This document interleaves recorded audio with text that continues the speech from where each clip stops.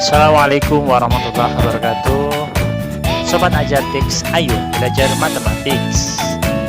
Kali ini kita akan membahas tentang bagaimana langkah-langkah yang praktis dan cepat mengerjakan soal Pitagoras, yaitu dengan triks menghafalkan triple Pitagoras. Ya, langsung saja kita menuju ke materi. Tapi sebelumnya kalian harus tahu apa sih pengertian dari triple Pitagoras. Ya, triple Pitagoras yaitu nih, tiga bilangan asli yang menyatakan panjang sisi-sisi segitiga siku-siku.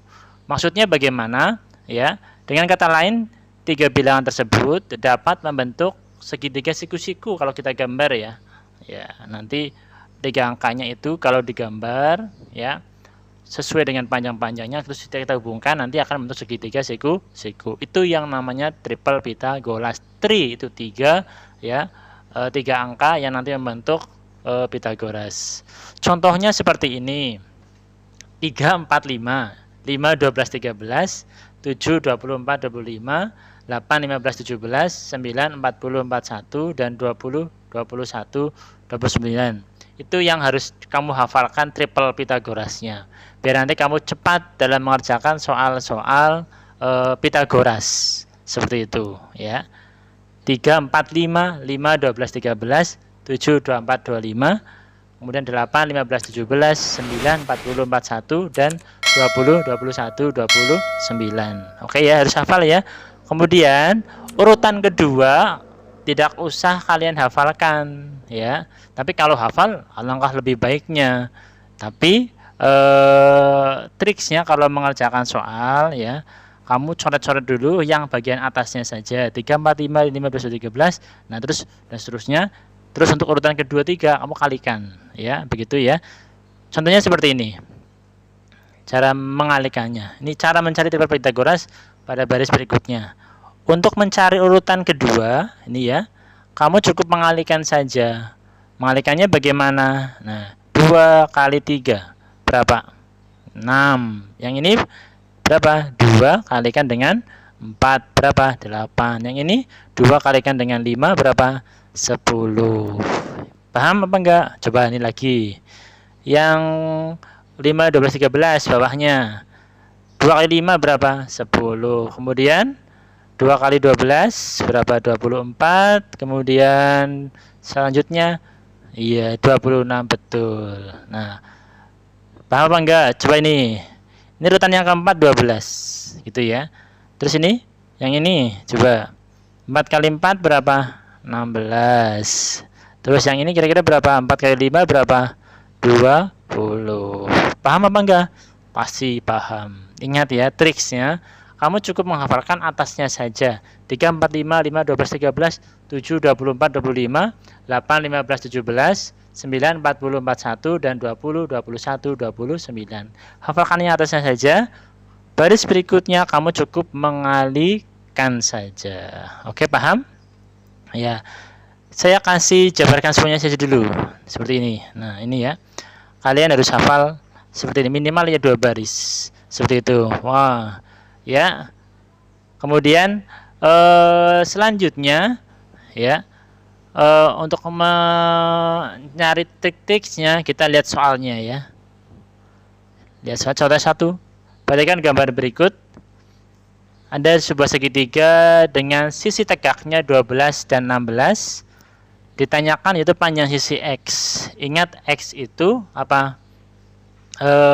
Garis miring. Kenapa garis miring? Nah, ingat materi kemarin. Kalau garis miring itu letaknya apa? Di depan apa ini? Di depan sudut 90 derajat. Ini pasti miring. Nah, sebenarnya kalian tidak memakai triple Pitagoras tidak apa-apa. Artinya memakai rumus Pitagoras itu bagus. Tapi kalau dalam mengerjakan soal yang membutuhkan waktu cepat, kamu nanti terlalu lama ya. Kalau mau pakai rumus boleh, yaitu X kuadrat miring ditambah ya, berarti 12 kuadrat ditambah 16 kuadrat. Nah, sekarang Pak Guru berikan trik cepat untuk mengerjakan soal Pitagoras menggunakan triple Pitagoras ya. Langkah pertama, kamu jabarkan dulu yang diketahui. Itu apa saja? 12, kemudian 16, satu lagi apa? Ya, bla bla bla bla, titik-titiknya itu kalian yang nanti akan kita cari. Ya. Setelah itu kamu bagi bagaimana? Nah, kita bagi dengan angka yang paling besar. Ya, pembagi yang paling besar. Ya, 12 itu bisa dibagi 2, 16 juga dibagi 2. Tapi itu ada yang masih besar, itu apa? 4 ya. Nah, ini mah bukan FEB ya. FEB ya. Tapi diganti nanti bilangan yang paling besar untuk membagi angka 12 dan 16. Hasilnya berapa? Nah, 12 bagi 4 berapa? 3. 16 bagi 4 4. Nah, yang di sini ingat tadi ya, urutan yang pertama apa? Pitagorasnya, triple Pitagorasnya 3 4 5. Nah, harus hafal itu ya. Nah, 3 4 5. Nah, kalau sudah ketemu 3 4 5, kamu kalikan 4 dengan 5, hasilnya berapa? Ya, 20. Ya. Berarti hasilnya berapa? 20. Berarti X-nya itu 20. Nah, ingat kita ternyata punya pasangan 12, 16 dan 20. Nah, kalau kita lihat di triple Pitagorasnya tabelnya seperti ini. Nah, mana yang 12, 16, 20? Nih, yang ini. Ya. Nah, makanya saya sarankan kalau bisa hafal semuanya. Tapi kalau tidak bisa, minimal urutan yang pertama saja yang kamu harus hafal. 3 4 5, 5 12 13, terus 7 24 25, 8 15 17, 9 40 41 20 21 dan 29. Harus hafal. Paham ya? Oke, contoh yang kedua.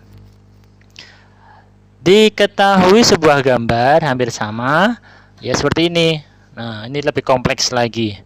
Gambarnya seperti ini, ya. 9 12, ini gabungan ya. Ini belum tahu, ini 8, ini A. Tentukan panjang sisi A-nya, ya.